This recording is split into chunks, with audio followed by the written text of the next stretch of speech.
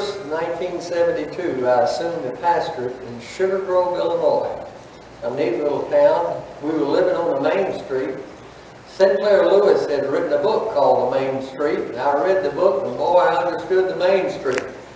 One of the first experiences we had, I was coming in one evening, I guess in about the second or third month, and about to go into my house, and this man walked up to me. I didn't know the man, and he says, "You're Reverend Harper?" And I said, "Yeah."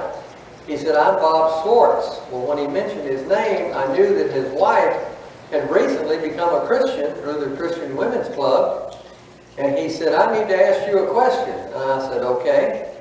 He said, "If I become a Christian, do I have to quit drinking beer?" And I said, and I've always made the habit, if I don't have an immediate answer, I'm going to pray right quick under my breath, "Lord, give me wisdom." And immediately the Lord gave me an idea. I said, "Bob, you see that maple tree?" And the little town was named after the maple trees. And I said, "See that tree right there?" And he said, "Yeah." I said, "This fall, every leaf is going to fall off that tree." And I said, "You know, in a Christian's life, there's going to be a lot of dead leaves that are going to have to fall off." And I said, there are different leaves in each of our lives that God's going to touch at different times, and they're going to fall off. I said, "To answer your question, no. You can be a Christian and drink beer, as far as I know." So I went to my house, and he headed home. 2 weeks later, he called everybody he knew. He made a grand deal out of this. He called them to his house, set them down, and he says, "I want you to know I have become a Christian and I no longer drink beer." I thought, well, what do you know? That was the beginning of the way God began to work in that community. Different ways he was bringing people to the Lord. And we went from the first Sunday of 40 chairs to within 3 years we had bought over 300 chairs, and the fire marshal said we could put no more chairs in that 8th grade gymnasium. Well, there were a couple reasons for that. One, we had one of the original couples worked real closely with Campus Crusade. And they immediately shared and taught others in the congregation how to share their faith. How to simply take the 4 spiritual laws and to go out among the friends and relatives and workmates and other things and share their faith. Well, as they shared their faith, they brought them to church. And you know, sheep were supposed to reproduce. It's not the pastor, it's the sheep. And so they started bringing them in, and the church started growing. Well, you know, Jesus had his followers immediately. He had John and Andrew and Peter and James and Bartholomew, but those were not disciples. They were converts. They were believers. It took a period of time to make disciples. Leslie Flynn, or maybe it was Dawson Trotman, wrote a little book that says, "Christians are born, but disciples are made." And that means it takes time. You've got to spend time with people because they don't know how to walk with the Lord, so you've got to teach them a devotional life, a prayer life, a witness life. But they also bring to the table all of their personal problems. They'll have marriage problems, they'll have children problems, they'll have in-law problems, they'll have mother-in-law problems, they'll have all kinds of problems. And they want Christian help. So I established a Tuesday morning, Wednesday morning, Thursday morning, 5:30 in the morning. I would meet with men that were new in the Lord, and we would begin to deal with their walk with the Lord and all. Well, pretty soon I had more men than I had time.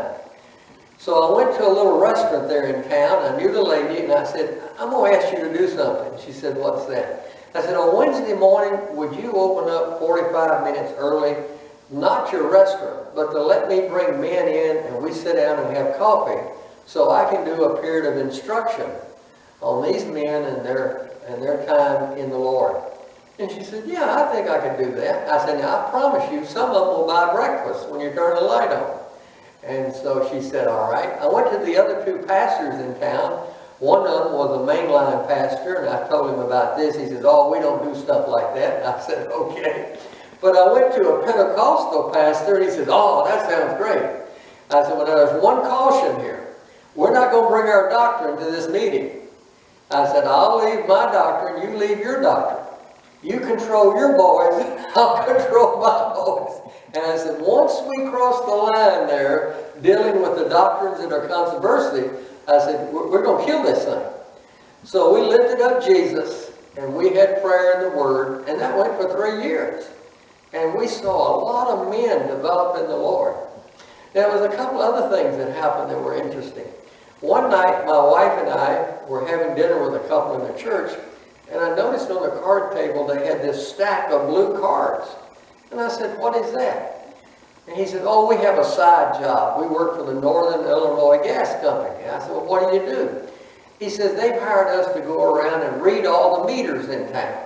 And he says, then we figure out how much gas is, and we send them their cards, and they send their money to the Northern Illinois. He said, they pay us a little bit on that. I said, that's great. He says, you know what? We have discovered almost every home in this community, there are 2 names, meaning there's a lot of divorce and remarriage. I said, huh. So I prayed about that for a few days, and I said, you know, I've heard the axiom, scratch people where they're itching. I put together a series of messages, and I preached it for almost 2.5 years.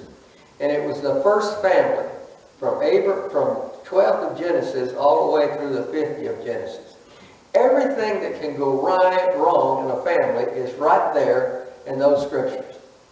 You have illegitimate children, like Abraham and Hagar.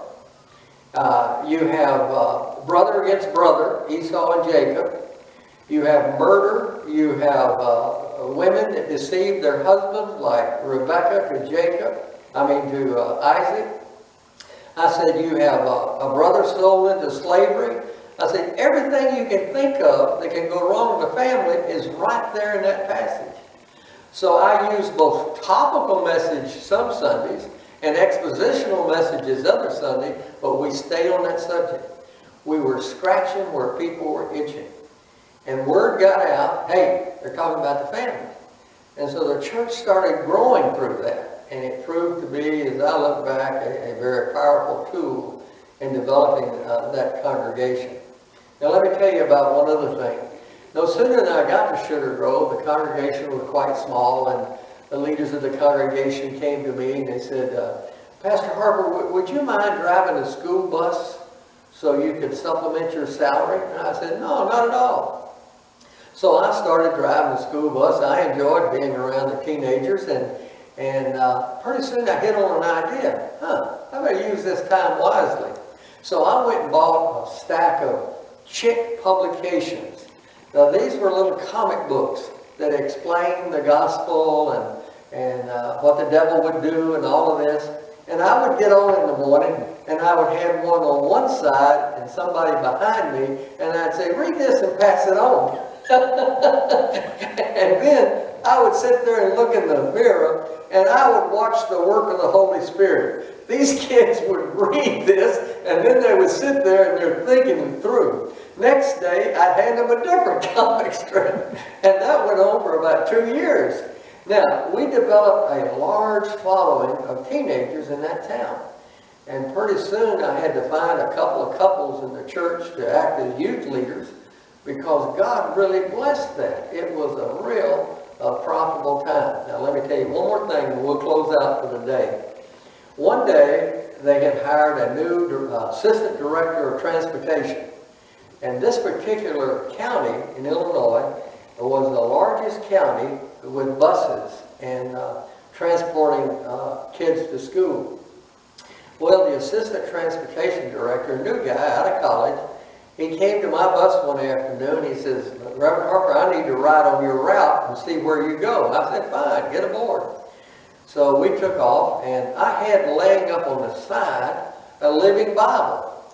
And sometimes I'd have to wait a while, either get gas or wait for the school to let out. And I always had that, and I'd read a little bit. We got about halfway through the route, and he said, what is that? And I said, a living Bible. He said, I've never seen a Bible like that. He said, my church is a big old black book. And I said, oh boy, I got one that's lost as a goose. And so I shared with him, and I said, hey, Bill, I think you'd enjoy reading this book. And he says, well, it's your... I said, look, I've got several copies. Take this copy. So I gave it to him, and he took off. And we got to the bus barn, and he's walking away. I put an X on his back, and I said, "Get him, Lord." Now, it took 9 months, and I kept sowing seed and sowing seed. And finally, on Good Friday, 1973, he's sitting at my table eating some ribs that I had just taken off the pit. And I said, "Bill, aren't you about ready to accept the Lord?" And he laid the rib down, and he says, "I am." And he prayed the sinner's prayer and accepted the Lord at that time. And this fella for 40 years has called me every Good Friday and thanked me for bringing him into the kingdom. Now, this is Jim Harper. This is a memoir. I'll be back with you again next week.